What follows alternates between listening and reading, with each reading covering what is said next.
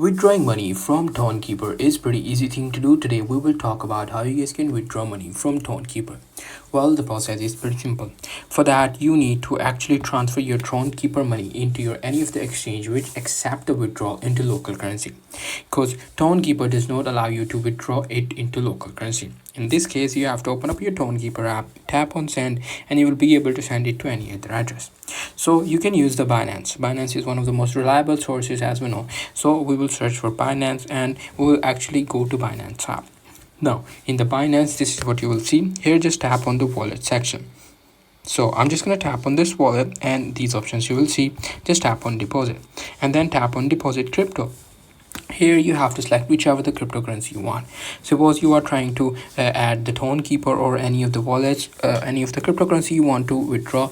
Just select the withdraw and select the cryptocurrency you want to withdraw. They will give you your wallet address. Then copy the wallet address.